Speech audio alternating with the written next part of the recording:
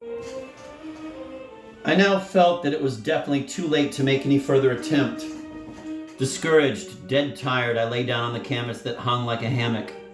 Its swinging seemed very pleasant, and I immediately felt like going to sleep. I was about to doze off, but I suddenly remembered my father's telling me that one could get a sunstroke from going to sleep in the sun. I felt my head benumbed both by the sun and sleepiness, and in order to arouse myself from this state, I decided to undress completely, after which I placed one of the buckets just below the burned hole. I had just invented a new fantasy by which, in the most unexpected and innocent manner in the world, I was going to risk an almost certain death. Lying flat on my belly on the great suspended cloth which served as a hammock, I passed my head through the burned hole. In my intrauterine memories, I have already told about the games which consisted in making my blood go to my head by hanging and swinging it, which eventually provoked certain retinal illusions similar to phosphenes. This new fantasy, which occurred just at the end of the war, must be related to the same kind of intrauterine fantasy. Not only the fact that I had my head down, but also that I passed it through a hole, as well as everything that follows, are exemplary in this regard. The frustrated acts, the unsuccessful holes, made with great expenditure of effort and means, clearly revealed the principle of displeasure provoked by real mechanical obstacles. Also, the fear of the external world incarnated in the people participating in the celebration who were looking forward to seeing my poster, which I knew could not be finished in time, provoked in me the need to seek refuge in the prenatal world of sleep. But the fear of death assailed me, unconsciously evoking for me the traumatism of birth by the agreeable symbolism of the hanging parachute, simulacrum of my counter-submarine.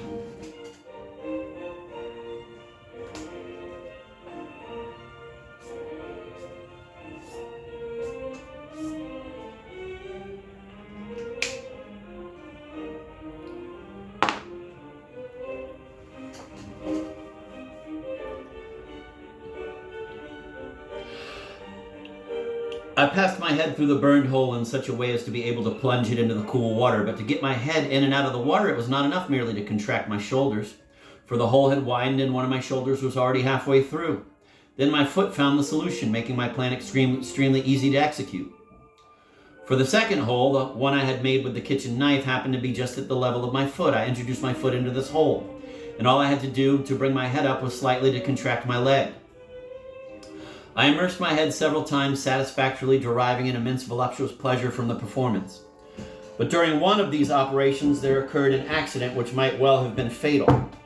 After having held my breath for a long time and wishing to pull my head out of the pail of water, I exerted the necessary pressure with my leg. Just then, the hole in which my foot was caught tore, and instead of coming out of the water, my head sank all the way to the bottom. I found myself suddenly in a critical situation, unable to make any movement or even to upset the pail in which my head was now thoroughly caught, and which immobilized me by its weight. The twisting and squirming of my body only made me swing on the hammock in a futile way, and it is thus that I found myself with no alternative but to wait for death.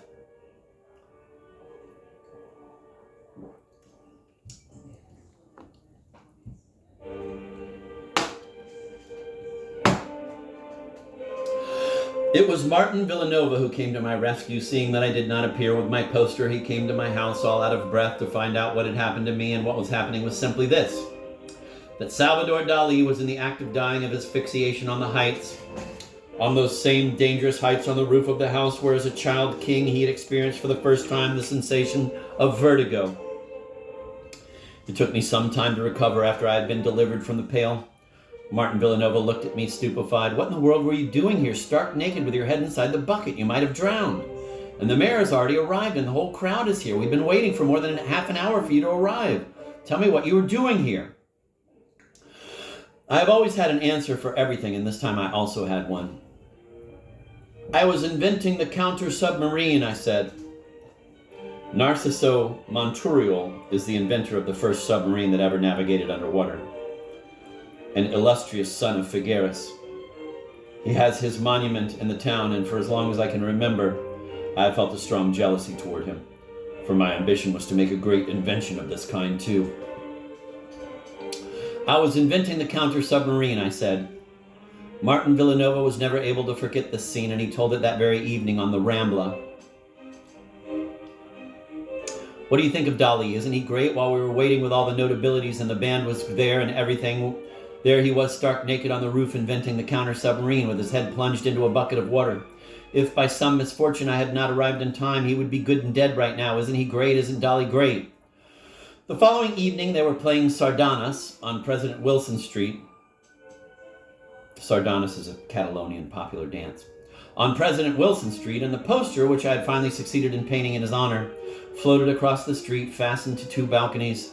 Two sinister torn holes could be seen in the canvas, and it was only Martin Villanova and I who knew that one of them corresponded to Salvador Dali's neck and the other to his foot. But Salvador Dali was there, alive, quite alive, and we shall still hear many strange things of him. But patience!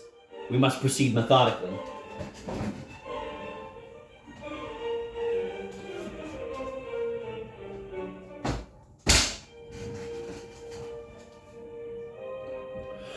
Thus, let us summarize Dali's situation at the outset of this decisive post-war period. Dali, thrown out of school, is to continue his baccalaureate studies at the Institute, martyrized by the anguishing grasshoppers, running away from girls, always imbued with the chimerical love of Gluchka.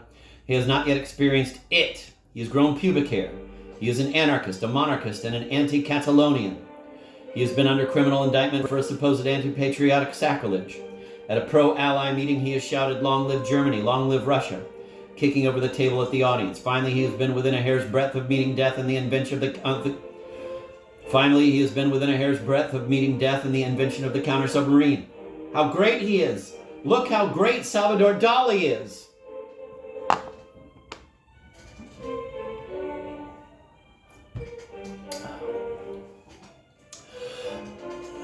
Chapter 7. It. Philosophy studies, unassuaged love, technical experiments, my stone period, end of love affair, mother's death. I was growing on Senor Pichot's property at Caracas. There was a cypress planted in the middle of the courtyard. It too was growing. I now wore sideburns that reached below the middle of my cheek. I liked dark suits, preferably of very soft black velvet, and on my walks I would smoke, a meerschaum pipe of my father's, on which was carved the head of a grinning Arab showing all his teeth. On my father's excursion to the Greek ruins of Empurius, the curator of the museum made him a present of a silver coin with the profile of a Greek woman. I like to imagine that she was Helen of Troy. I had it mounted into a tie pin, which I always wore, just as I always carried a cane. I have had several famous canes, but the most beautiful one had a gold handle in the shape of a two-headed eagle, an imperial symbol whose morphology adapted itself in a happy way to the possessive grip of my ever dissatisfied hand.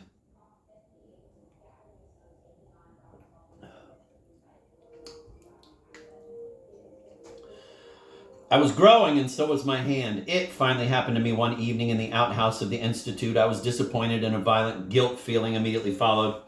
I've had thought it was something else, but in spite of my disappointment, overshadowed by the delights of remorse, I always went back to doing it, saying to myself, "This is the last time." After 3 days, the temptation to do it once more took hold of me again, and I could never struggle more than one day and one night against my desire to do it again, and I did it again all the time. It was not everything. I was learning to draw, and I put into this other activity the maximum of my effort, of my attention, and of my fervor. Guilt at having done it augmented the unflagging rigor of my work on my drawings. Every evening I went to the official drawing school. Senor Nunez was a very good draftsman and a particularly good engraver. He had received the Prix de Rome for engraving. He was truly devoured by an authentic passion for the fine arts.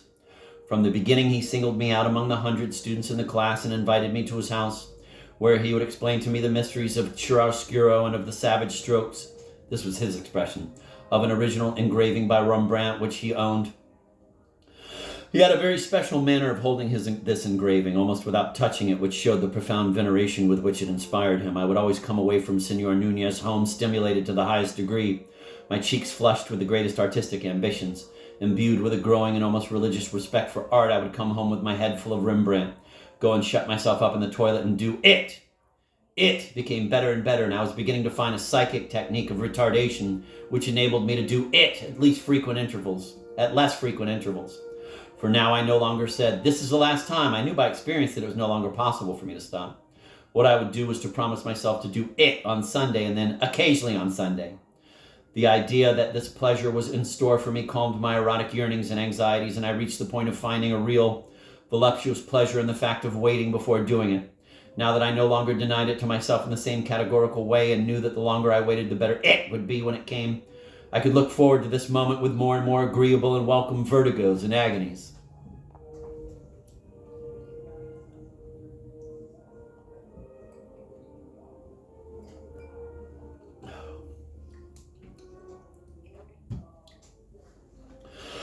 My studies at the Institute continued to progress in a mediocre way, and everyone advised my father to let me become a painter, especially Senor Nunez, who had complete faith in my artistic talent. My father refused to make a decision. My artistic future frightened him, and he would have preferred anything to that. Nevertheless, he did everything to complete my artistic education, buying me books, all kinds of reviews, all the documents, all the tools I needed, and even things that constituted only a pure and fugitive caprice.